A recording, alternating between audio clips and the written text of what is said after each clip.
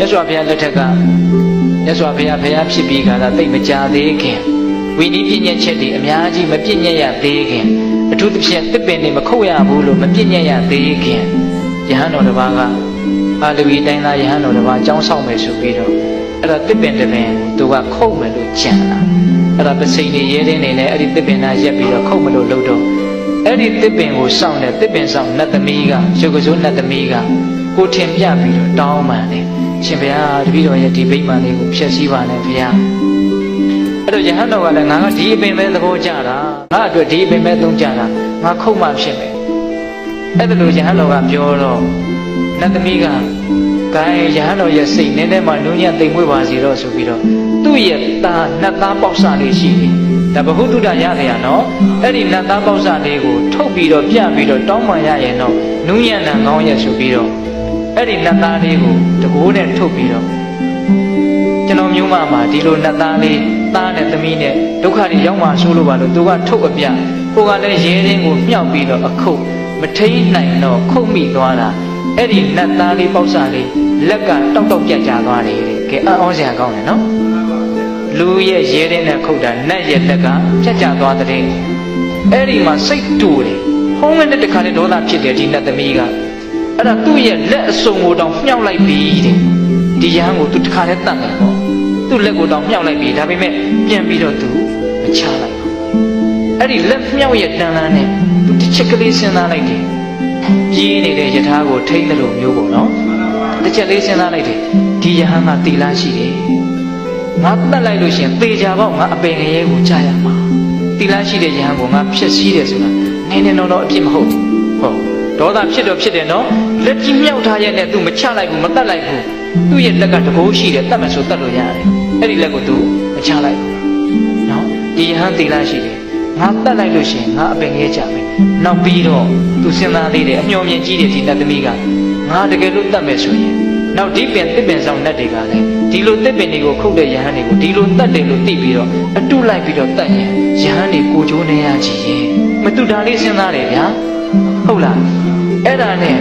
သူတတ်ချင်တယ်မတတ်ဘူးအဲ့တော့သူသားရဲ့လက်ကလေးကလည်းပြက်သွားတယ်ဆိုတော့သူတစ်ပင်လည်းဆုံးရှုံးမယ်သားရဲ့လက်လည်းဆုံးရှုံးမယ်ဆိုတော့ဝမ်းနေပြီးတော့သူငိုတယ်ဗျာသူငိုတာနော်မကောင်းတာကိုသူမလုံးလိုက်ဘူးမျက်ရည်အကျခံပြီးတော့မကောင်းတာကိုသူတားလိုက်နိုင်တယ်အဲ့ဒီမှာသူဘာဆက်စဉ်းစားလဲဆိုတော့ဒီယဟန်မှာပိုင်ရှင်ရှိတယ်တဲ့အဲ့ဒါကဘယ်သူလဲဆိုတော့မြတ်စွာဘုရားပဲသူ့ရဲ့အရှင်တွေကိုငါသွားပြီးတော့ပြောမယ်ဆိုပြီးတော့မြတ်စွာဘုရားကြီးကိုမျက်ရည်ဆက်လက်နဲ့ရောက်လာတာအဲ့ဒီနတ်သမီးကအဲ့ဒီမှာမြတ်စွာဘုရားကြီးရောက်လာတော့မြတ်စွာဘုရားကအကျိုးအကြောင်းမေးတော့မြတ်စွာဘုရားကိုသူအကျိုးအကြောင်းလျှောက်တယ်အဲ့ဒါလိုလျှောက်တော့မြတ်စွာဘုရားကသာဓုခေါ်တယ်နတ်သမီးတဲ့သင်သိတော်တာပဲပေါ့ရိုးရိုးပြောရရင်သင်ဟာအရှိန်နဲ့ထွက်လာတဲ့မိမိရဲ့အမျက်ဒေါသကိုထိမ့်သိမ်းနိုင်တယ်တော်ပါပြီတဲ့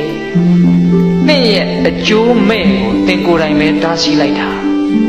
ပိဋကရေကိုမှဖြစ်မဲ့အကျိုးမဲ့ကိုသူများတားပေးလို့မရဘူးဟုတ်လားမင်းသူကိုယ်တိုင်ပဲတားတာအဲ့ဒါမြတ်စွာဘုရားကသူ့ကိုချီးမွမ်းတယ်အဲ့ဒါလိုချီးမွမ်းပြီးတော့ခုနတုန်းကဂါထာလေးကိုဟောတာမြတ်စွာဘုရားက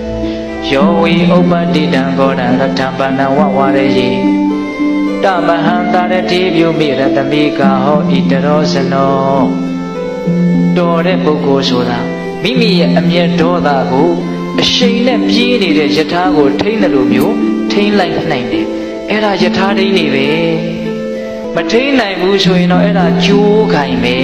တဲ့မြတ်စွာဘုရားကအဲ့ဒါလိုလေးလဲဟောလိုက်ရောပီတိတွေဖြစ်ပြီးတော့အဲ့ဒီနတ်သမီးကအဲ့ဒီနားတဲ့သစ္စာလေးပါးတရားသိဉာဏ်သောတာပန်အရိယသူတော်စင်ဖြစ်တယ်နော်အရိယသူတော်စင်ဖြစ်တယ်သူအကျိုးမဲ့ခြင်းတရားကြီးကိုသူကိုယ်တိုင်တားဆီးလိုက်နိုင်တယ်နော်ဘာကိုတားဆီးနိုင်လို့တားဆီးလိုက်နိုင်တာလဲဒေါသကိုတားဆီးလိုက်နိုင်တာအဲ့ဒီမှာဆက်ပြီးတော့အကျိုးရှိပုံလေးနားထောင်ကြည့်ပါဦးဗျာသူကဆက်ပြီးတော့ငိုပြန်တာငိုတော့မြတ်စွာဘုရားကဘာလို့ငိုပြန်တာလို့တပည့်တော်မှာသားတွေသမီးတွေနဲ့နေစရာမရှိဘူးတဲ့ဘယ်သွားနေရမှမသိဘူးဆိုတော့မြတ်စွာဘုရားကအဲ့ဒီဇီတဝန်ကျောင်းဘဝမှာနတ်တယောက်စုတည်လို့ပိုင်ရှင်မဲ့နေတဲ့တစ်ပင်သမီးကိုညွှန်ပြပြီးတော့ချစ်သမီးနဲ့အဲ့ဒီမှာနေလေလို့ပေးတာအဲ့ဒါနတ်ပေးတဲ့ဗိမာန်မှာနေရတယ်ဆိုပြီးတော့အင်မတန်တကူကြီးတဲ့နတ်တွေကတော့မှဒီနတ်သမီးကိုအဝင်အထွက်ဝင်ပြီးတော့နှုတ်ဆက်ပြီးတော့သူဟာနတ်လောကမှာအရှိန်အစော တကူကြီးမားတဲ့နတ်သမီးတစ်ယောက်တောင်ဖြစ်သွားတယ်လို့ဆိုတယ်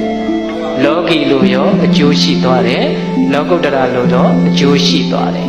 တကယ်လို့သာသူ့ရဲ့ဒေါသကို तू မထိန်နိုင်ဘူးဆိုလို့ရှိရင် तू ဟာနောင်တတရားတွေနဲ့ပူလောင်ပြီးတော့အင်မတန်ကြီးမားတဲ့အပေဒုက္ခကိုလည်းခံရမယ်တန်တရားလွတ်မြောက်ခြင်းဆိုတဲ့အရိယာဖြစ်ခြင်းဆိုတဲ့တရားတွေလည်း तू ရမှာမဟုတ်လားဒါကြောင့်အမျက်ဒေါသကိုတားဆီးနိုင်ခြင်းဟာကြီးကျယ်တဲ့အကျိုးမရှိဘူးလားရောင်းမြန်ပြန်လှန်လိုက်အမျက်ဒေါသကိုမတားဆီးနိုင်ဘူးဆိုရင်တော့ကြီးကျယ်တဲ့အကျိုးမဲ့တွေရှိပါတယ်